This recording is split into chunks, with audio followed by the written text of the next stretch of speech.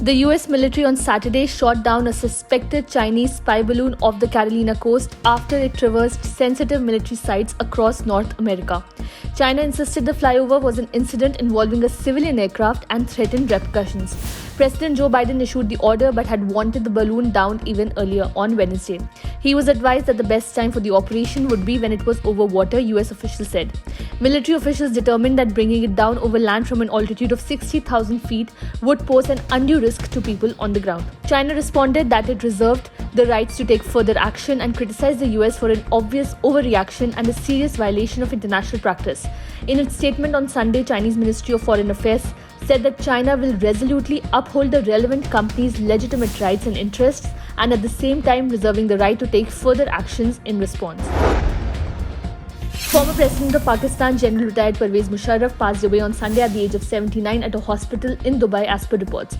Musharraf had been undergoing treatment for an ailment at American Hospital Dubai for a long time now. Local media reports quoting his family members said that the former four-star general succumbed to amyloidosis. On June 10th, his family had issued a statement on Twitter and said that the former army chief is at a stage where recovery is not possible and organs are malfunctioning. He is not on the ventilator, has been hospitalized for the last 3 weeks due to a complication of his ailment, going through a difficult stage where recovery is not possible and organs are malfunctioning. Pray for ease in his daily living, the family had said. Musharraf was born on August 11, 1943 in Delhi and completed his early education at St. Patrick's High School in Karachi. The former president pursued higher education at Forman Christian College in Lahore.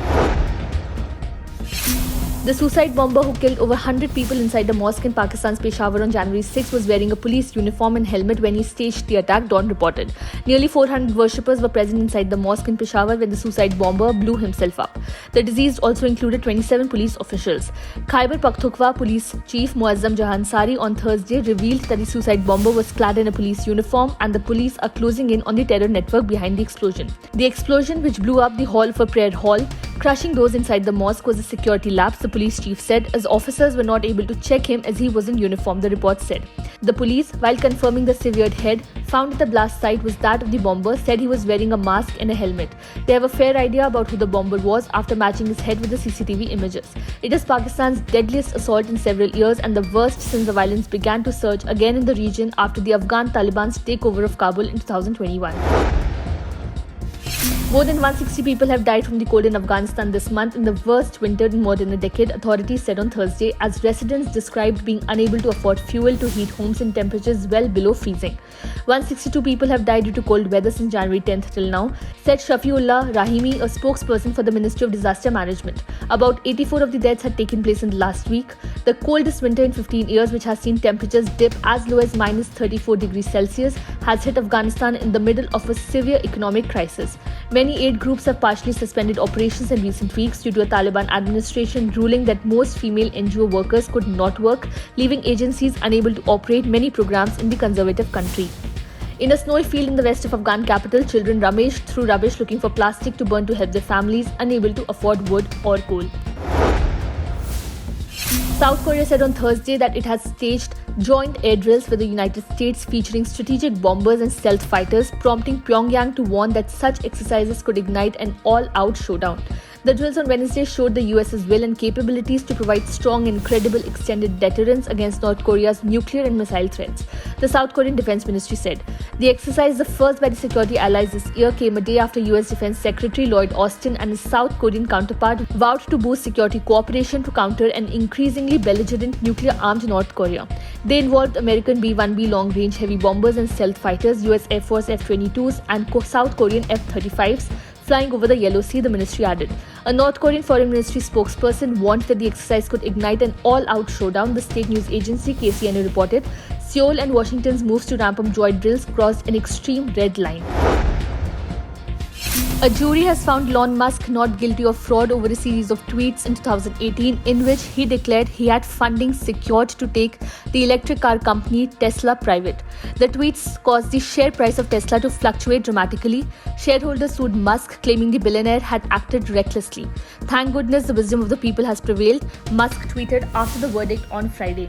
I am deeply appreciative of the jury's unanimous finding of innocence in the Tesla 420 take private case. On August 7, 2018, Musk tweeted, tweeted that he was considering taking Tesla private at $420 per share, roughly 23% more than the previous day's closing price. Musk tweeted that he had funding secured and said the next day that investor support is confirmed. This caused the stock price to soar, but when it became clear the supposed buyout would not happen, the share price crashed again. In a separate lawsuit against Musk, the US Securities and Exchange Commission alleged that the billionaire had rounded up the supposed buyout price to $420 per share because he had recently learned about the number's significance in marijuana culture and thought his girlfriend would find it funny.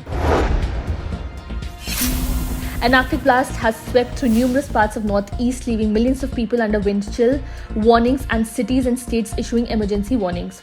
Record-breaking temperatures will be 10 to 30 degrees below average over parts of northeast and into the coastal mid-Atlantic, the National Weather Service announced on Saturday, with wind gusts potentially reaching up to 40 to 55 meters per hour. The wind chills from the blast have the potential to be once-in-a-generation cold, the agency added. The cold, which is expected to last throughout the weekend, has prompted officials across multiple states to issue emergency orders and warnings that urge the residents to remain indoors. The city has activated warming centers at community sites as Boston police conduct wellness checks among residents while handing out gloves, hats, jackets, and hand warmers. In Southwick, Massachusetts, the Arctic blast has been blamed for the death of an infant who was struck alongside a 23-year-old woman in a vehicle by a falling tree branch.